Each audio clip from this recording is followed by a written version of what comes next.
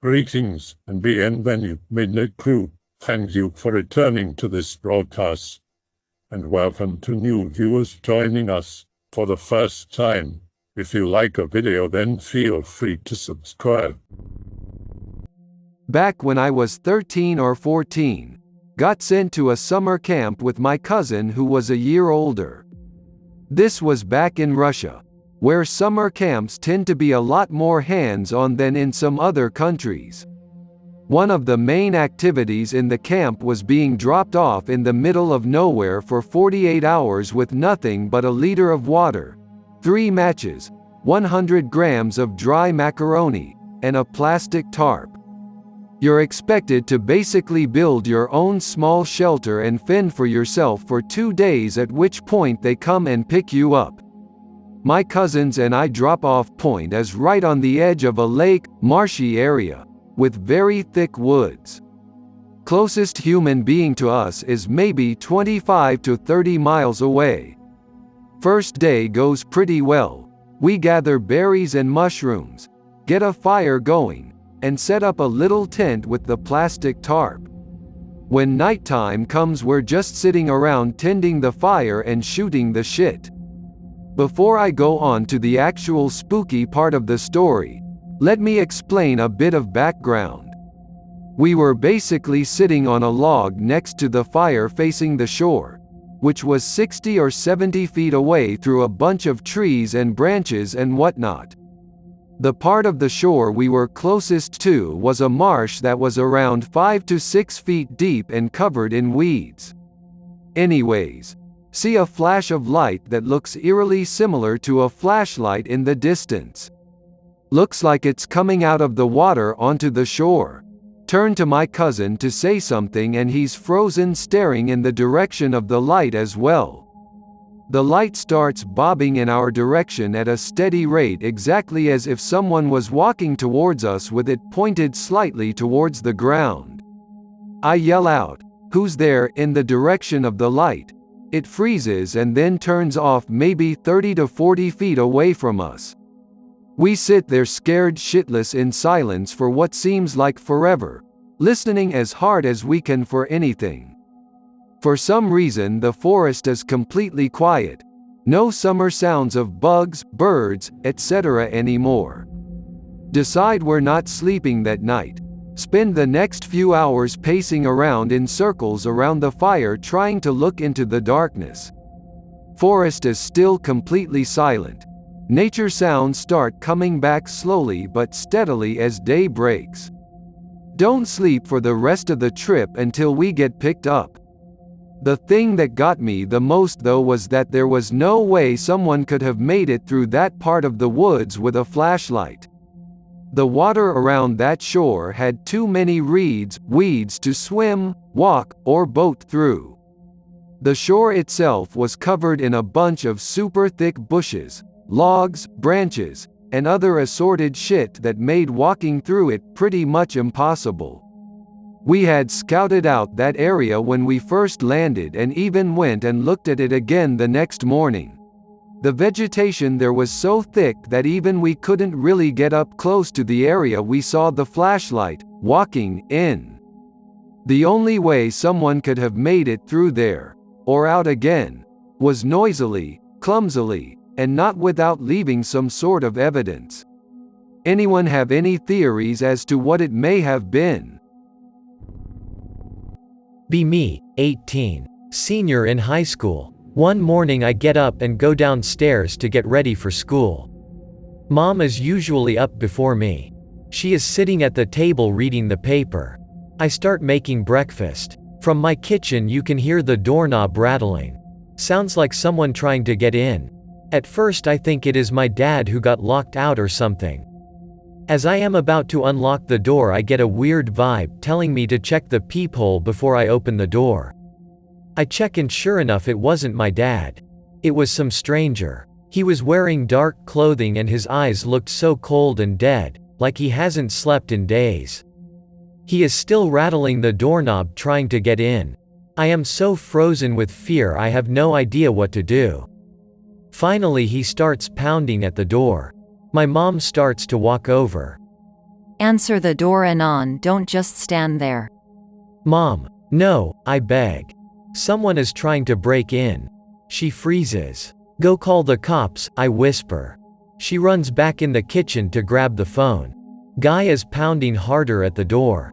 Get the fuck off our property, the cops are on their way. I yell at the door. The pounding stops. I am too scared to check the peephole again. Mother is on phone frantically talking to 911 dispatcher. Finally get the courage to check peephole. Don't see him anywhere. I don't go to school that day. Cops show up 45 minutes later. About a month or two later, I am working on homework one night. My window is cracked open. I like to work in total silence. Even the tiniest noise makes me lose concentration. I hear something moving outside. Go to shut window. Look to see what is making the noise. I see the figure of a man walking around our lawn. Immediately hits me that this is the guy at the door a month ago. Don't even bother to announce myself. Just grab my cell phone and call the cops. Tell them there is a strange man walking around our lawn. He was pounding at the door a month ago. Apparently this didn't strike as urgent to them. They said they'll send someone. I stared at this guy skulk around our lawn for a good half an hour before he decided to leave. He is staking our house out. He is planning something. Cops show up another 20-ish minutes later. Tell them everything that happened. They say it was probably a drunk in the area or something. The police are useless. A week goes by. I can't get any sleep. Who knows if this guy has been around here again? I am actually fearing for my own life at this point. One day come home from school. Mom stays home while I go to school and Dad is at work. Front door is locked for some reason. That's weird. Front door is never locked when my mom is home. Grab key from under planter on the walkway, go inside. I hear a muffled, No, please stop it. It came from upstairs, sounded like my mom. Drop my stuff and sprint upstairs. So much adrenaline running through my body at this point. My mom's screams are getting louder as I approach her door. I burst into her room. This image will never leave my head, it has scarred me to this day. My mom bent over her bed, pants down, face being shoved into the mattress. Guy who has been stalking us for a month has his pants around his thighs, one hand shoving my mom's head down, the other holding her ass. He is attacking my mom. I am nearly blinded by my own rage seeing this. I grab the closest object on the dresser next to the door, which was some music box that belonged to my mom. I charge at him at a full sprint. This all happened so quick he finally realizes what is happening. He turns to me and puts hit arms up to try to block me from charging at him. He is a big guy, well over 6 feet. I'm 5'8", so pretty small compared to him, probably around 190 to 200 pounds. I didn't care about size or strength difference. I was going to kill this guy. I throw the music box straight at his face. He blocks it. At this point I am in full tunnel vision. I forgot my mom was even in the room at this point, so I have no idea what she was doing. I charge straight at him again. I'm unable to knock him down. He grabs me with one hand and starts throwing elbows with the other arm. Know if he gets even a second of opportunity he will kill me. I jump at him and headbutt him straight in the nose as hard as I could. He stumbles and falls back, grabbing his nose. I grab the music box and get on top of him. I start bashing him in the face relentlessly with the music box. At first he was blocking it with his hands, but I didn't let up for a second. If he was able to get up, I knew I was going to be dead. I smashed his face with the music box like my life depended on it, which in that moment it did. He tries to grab my face to stop me, but I didn't let up. Now that he wasn't using his hands to block, I was smashing the box directly on his face. His face is bleeding like nothing I've ever seen, but I keep attacking. Eventually he stops fighting. I've probably gave him a concussion or brain damage at this point. Keep bashing his face out of pure anger. Finally his face is unrecognizable, and I finally stop. Finally get awareness of my surroundings. My mom is crying in the corner of her room, horrified. I start breaking down in tears. After we cried for what seemed like a long time, we call the police. Now they show up like it matters. Guy gets taken by the ambulance. His face was fractured in several areas, had severe bruising all over. Gets charged with felony 10 U.S. Code Section 920 art. 120 and battery.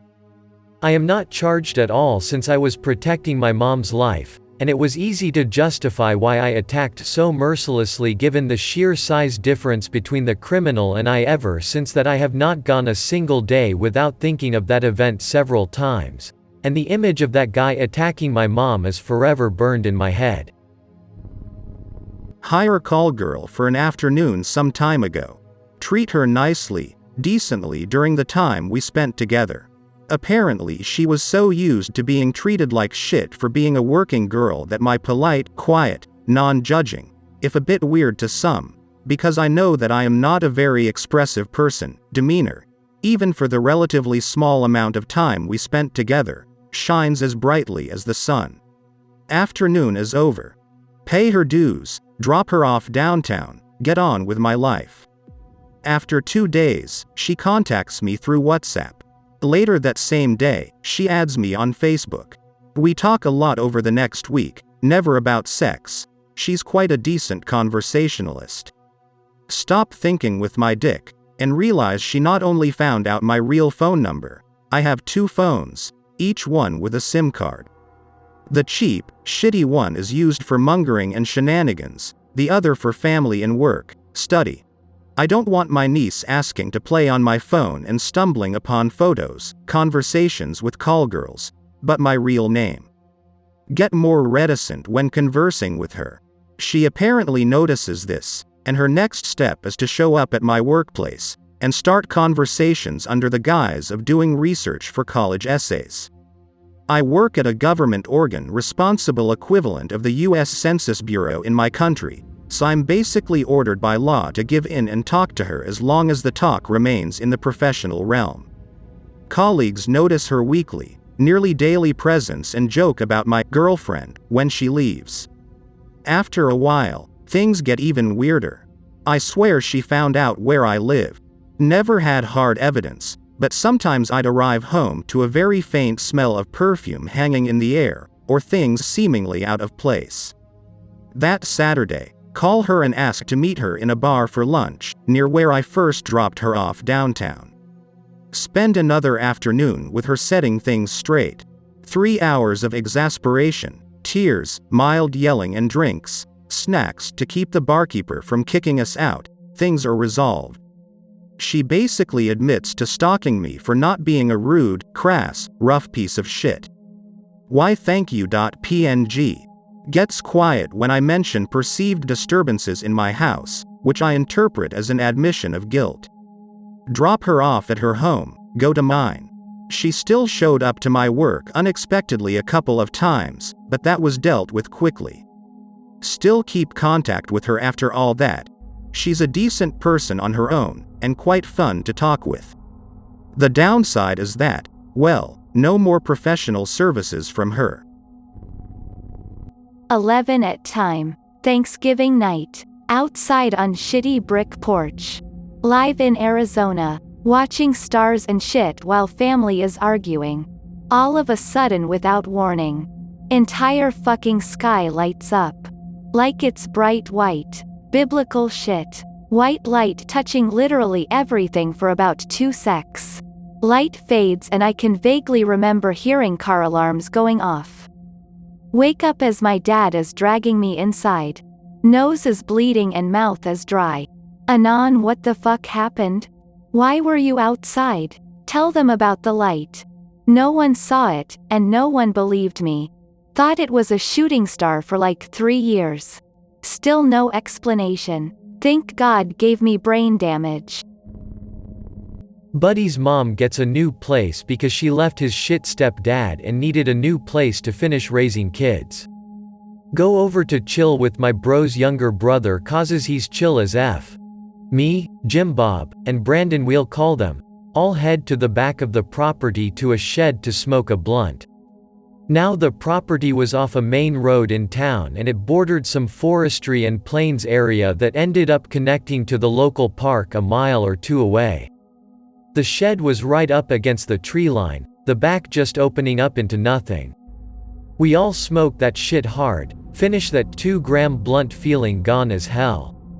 I want to go explore the woods cause nature and shit, so Jim Bob and Brandon agree to come with. Brandon tells us to wait cause he wants to go grab a jacket. Jim Bob starts walking into the trees just looking at stuff while I light up a smoke.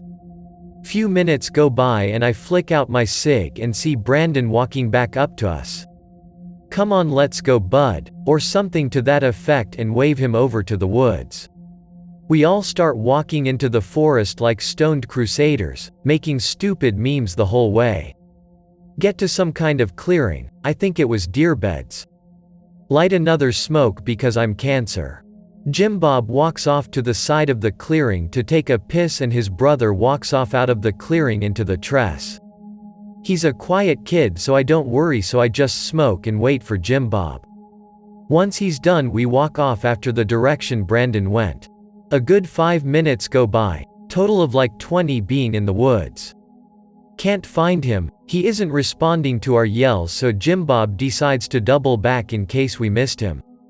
I keep walking forward until I hit another deer bed and I see Brandon standing on the other side facing away from me, looking like he's trying really hard to use the zipper on his hoodie. His arms were jerking trying to pull it super hard. "Hey bud, come on, your brother turned around looking for you." No response. "Hey, buddy?" Nothing. Brandon immediately stops moving, arms at such a weird angle I couldn't begin to describe it. I instantly get the chills, which stops me from taking a drag off my cig. Get smoke right in my fucking eye. Now if you smoke you know that shit hurts, so I closed my eyes and rubbed them. When I look up, Brandon is standing about 2 feet from me, arms at his sides, saying nothing, still facing away from me. Now this is when my inner X kicked up and alarms started going off. Maybe I imagined it, I hope I did from all the threads I read, and this didn't actually happen, but I swear he reeked of copper and shit. Like old blood mixed in bucket with bog water. Feeling freaked out a bit I take a step back and turn over my shoulder. "Jim Bob, he's over here." I turned back and then immediately bolted out of that clearing. That thing had turned around and it did not have a fucking face. I wish I could describe it, but it was as if he was a living Picasso painting. His features were all whirled around his face without correct sizing or spacing. Never ran so fucking hard in my life. Quickly get to the clearing, screaming Jim Bob's name. As I get into the clearing he enters the other side and I plow into him hard. Fell over like a fucking comedy movie. He groans asking, "What the fuck, why the hell?" I ignore him, scramble to my feet, hoist him up by his hood, thanks adrenaline, and keep running. Jim Bob is smart, so it wasn't long before I heard his feet gain up behind me. We eventually got out of the woods, hands on our knees gasping for breath. He starts asking questions and I tell him exactly what I saw. Calls bullshit obviously. He was fucking with us, prove it. I don't want to prove shit. I started yelling due to fear or anger or I don't know what. "What the fuck are you guys yelling about?" Brandon comes walking down from where the house is. He's saying you were some monster or something when you scared him in the woods. Cliché moment of silence passes as Brandon looks at his brother. "I never left the house. I came back after I got my jacket and I couldn't find you guys." Jim Bob looks between us and his brother and walks off inside. I quickly try to just not look Brandon in the face as I push him inside. Find Jim Bob talking to his mother, getting very white-faced. Apparently his mother's story collaborated with his brother's. He came in to get his jacket, went outside, then came back in when he couldn't find us. I have no fucking clue what actually happened. All I know is that I will never forget that thing's face. I wish I could write it all fancy like the X-Files do, but this is all my stoned ass can do at the moment. I hope that you enjoyed tonight's broadcast. If you enjoyed tonight's story, then please subscribe to the channel as more green texts will appear daily. A new broadcast will appear when the clock strikes midnight Central Time.